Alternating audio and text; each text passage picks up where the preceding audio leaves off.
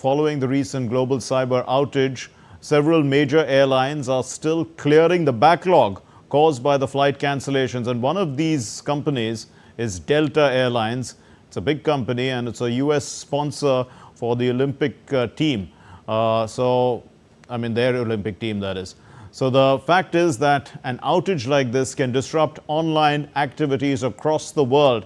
And this brings to light potential for sabotage as well, the risk of which is particularly high at a time of global conflict. This report gives us the larger picture.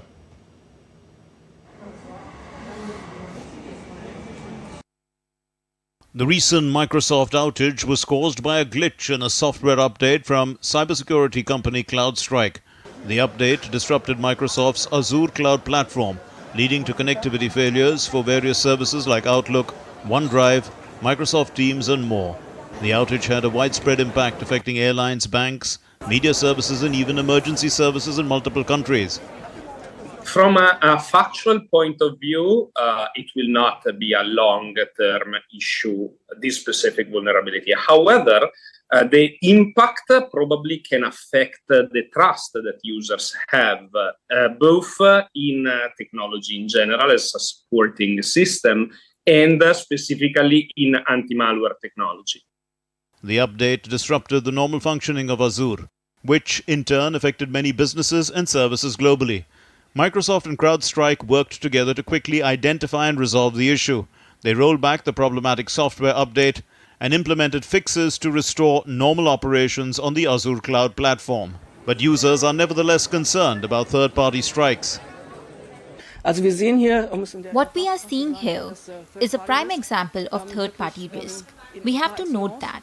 And what will be important in the aftermath is to make sure that we better manage such crises in future. In India too, there were disruptions, but they were much less since the update is not bundled with Windows updates. It's a technical glitch because if you see in cybersecurity, there are three things: confidentiality, integrity, and availability. It has impacted the availability aspect.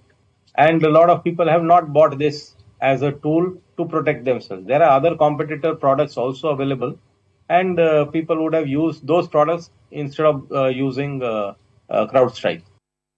CrowdStrike applied necessary patches and updates to ensure the problem wouldn't recur.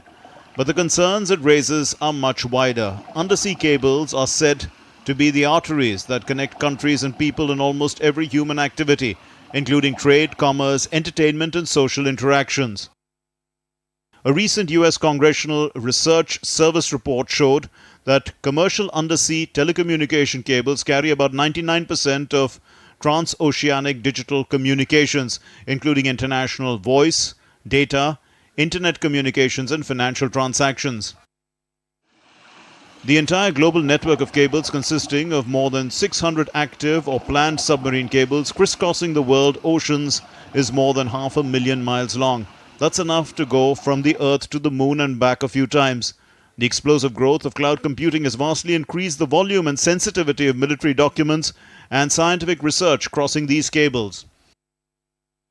Recently, there was concern regarding possible sabotage by Volt Typhoon, a state-sponsored hacker group from China, known for targeting critical infrastructure in the United States.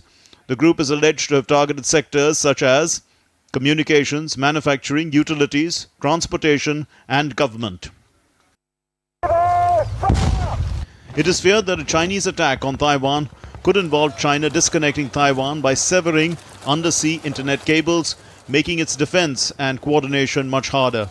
A US research agency looking into undersea cables says there are between 100 and 150 cable breaks a year, and a majority of them are caused by human activities like fishing and anchoring. But quite a few incidents of damage are intentional, done by enemy states or organizations, and that number has been increasing. The Economic Brief, TD India. Well, Dr. Swati Prabhu and Dr. Banik are still with us. Let's turn to them. Dr. Prabhu, how high is the threat of sabotage to undersea cables at the current time? You see, underwater or undersea cables, they play a very important role as far as global communication, global security, and global economy is concerned. There's this triad of factors involved here. And these telecommunication lines, which are mainly fiber optic cables that run along the ocean floor, have now become, in a way, geopolitical and also international tensions. They're also critical and very important for the sustainability targets set by several of these countries, particularly talking about the Indo-Pacific or the Asia-Pacific. Now, these subsea cables are also quite indispensable for global communication, as mentioned in your report. They transmit around 97% of international data, speaking particularly of the Indo-Pacific. That includes internet traffic, financial transactions, and also government communications. Now, probably of digital economy and a critical asset for several of these countries involved in this geography. And several countries also rely on them to keep their economy going and their security. So we see that there is the undersea cables now become a big factor driving geopolitics.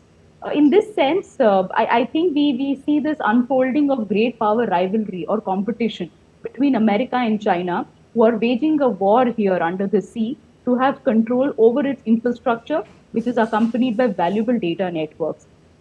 We see that there is the threat to sabotage to these undersea cables, hence, is quite perceptibly high, and it is quite sensitive as well in contemporary times.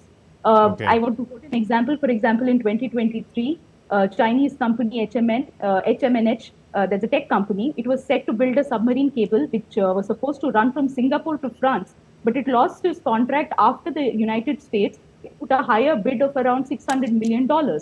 On the other hand, we see the US intelligence services, they've been claiming that the Chinese and the others have somehow, fit backdoors into these cables that would reroute data.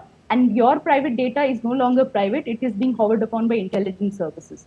So, and then we have the example of Taiwan losing its internet during February 2022, which they claimed that the Chinese ships were responsible. So you see that the threat is perceptibly high as far as undersea cables or underwater cable infrastructure is concerned. Indeed, Dr. Prabhu, geopolitically, is enough being done, in your opinion, to protect the internet? I think the recent outage, the Microsoft outage, has in a way heightened our worry as far as this growing power of big technological companies are concerned.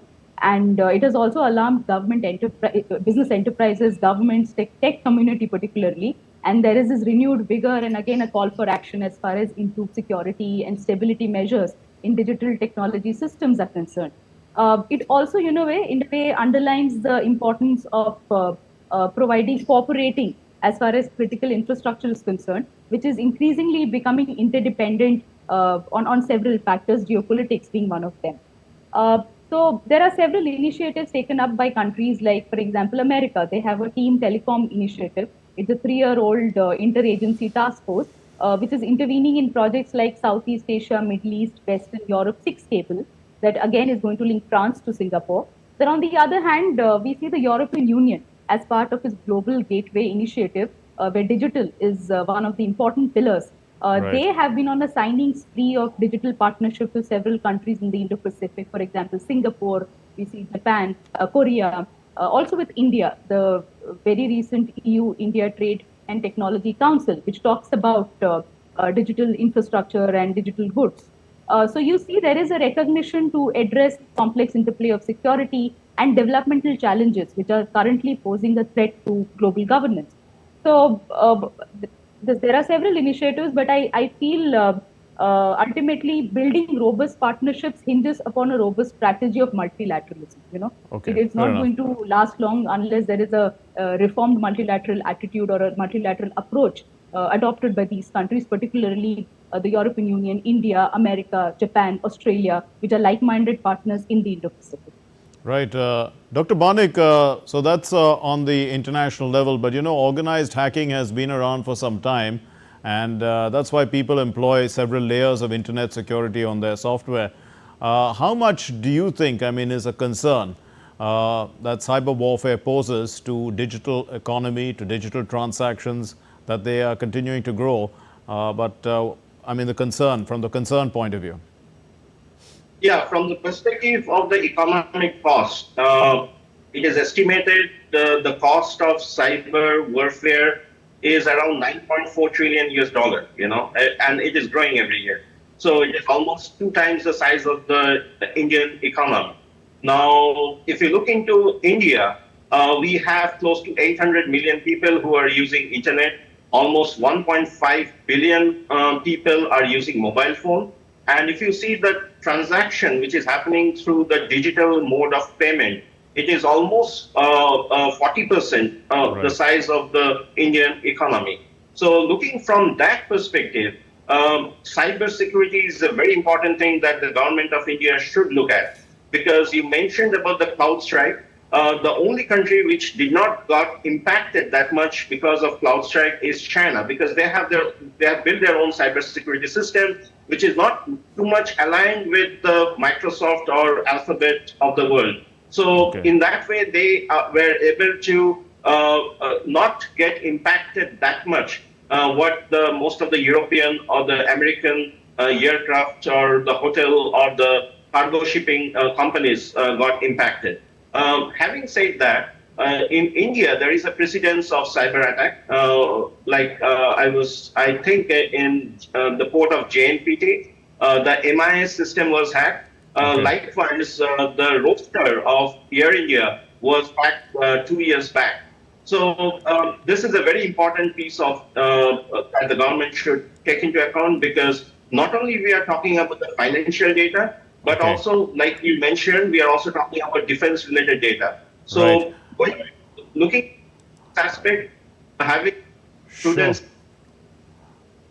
We seem to be have lost your audio, Dr. Nilanjan Banik, but I think you've made your point. Thank you very much, Dr. Banik, as well as Dr. Swati Prabhu. Thank you for enlightening us on these important issues. Now, moving on, rental prices have